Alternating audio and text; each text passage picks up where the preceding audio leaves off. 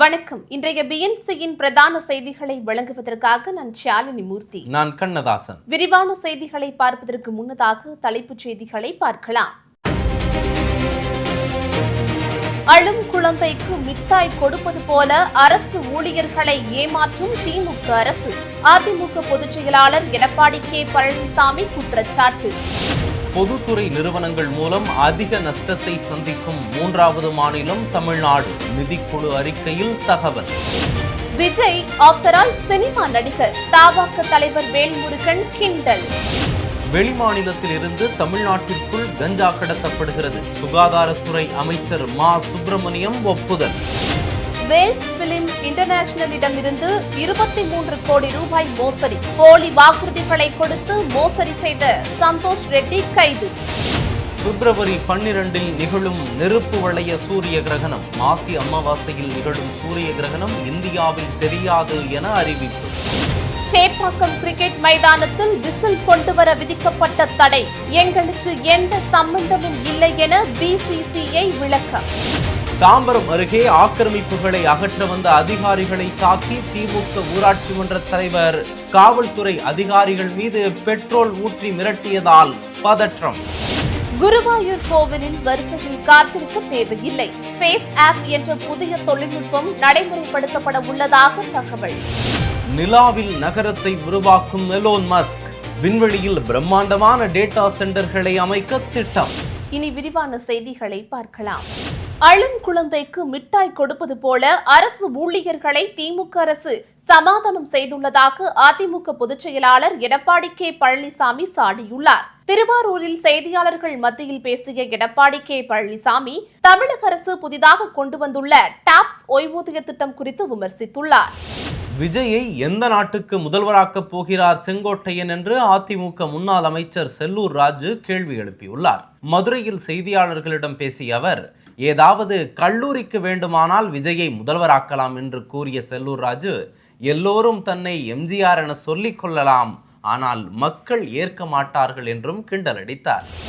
இந்தியாவிலேயே பொதுத்துறை நிறுவனங்கள் மூலம் அதிக நஷ்டத்தை சந்திக்கும் மூன்றாவது மாநிலம் தமிழ்நாடு என்று நிதிக்குழு அறிக்கை வெளியிட்டுள்ளது. 2022-23 ஆண்டின் 16வது நிதிக்குழு அறிக்கையின்படி பொதுத்துறை நிறுவனங்களின் அதிக நஷ்டத்தை சந்திக்கும் மாநிலங்களில் தமிழ்நாடு 16,048 கோடி நஷ்டத்துடன் 3வது இடத்தில் உள்ளது.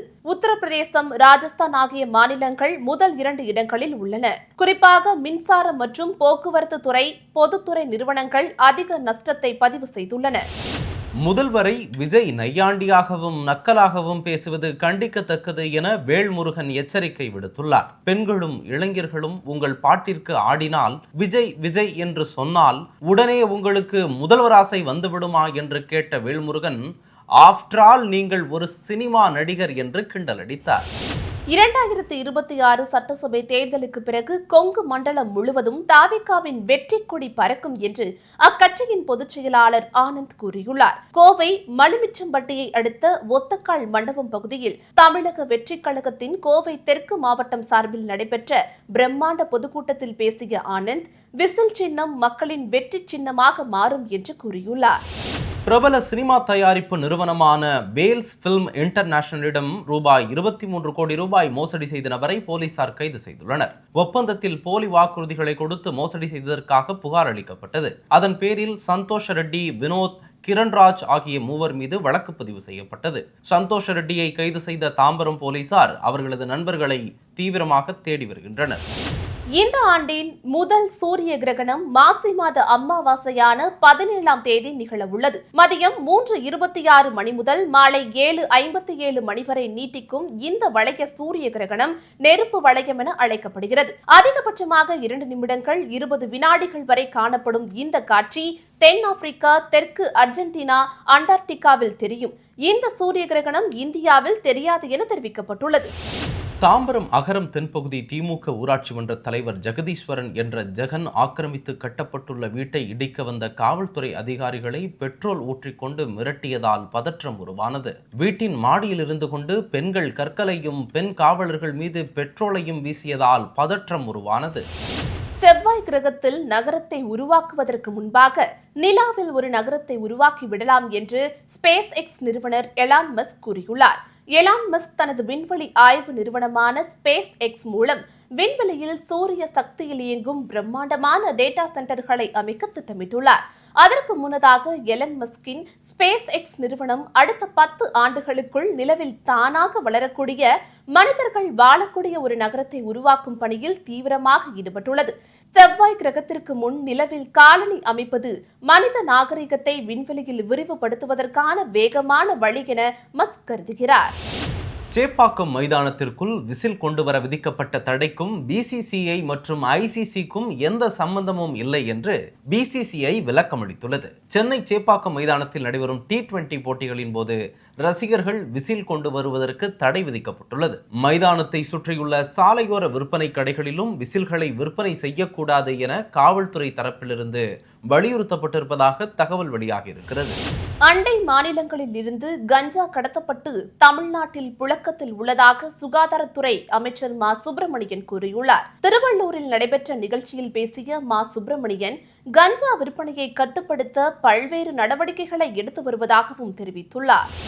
கூட்டணியில் யார் யார் என்பதை திமுக முடிவெடுக்கும் என்பதை தான் நாங்களும் சொல்லிவிட்டோமே என்று விசிக எம்எல்ஏ எஸ் பாலாஜி கூறியுள்ளார். சாதியவாத மதவாத சக்திகள் இருக்கும் இடத்தில் இருக்க மாட்டோம் எனும் நிலைப்பாட்டை விசிக மாற்றிக்கொள்ளும் என்கிற தோற்றத்தை திணிப்பது நாகரிகமற்ற அரசியல் அணுகுமுறை எனவும் செல்வ பெருந்தகைக்கு எதிராக பதிவிட்டுள்ளார்.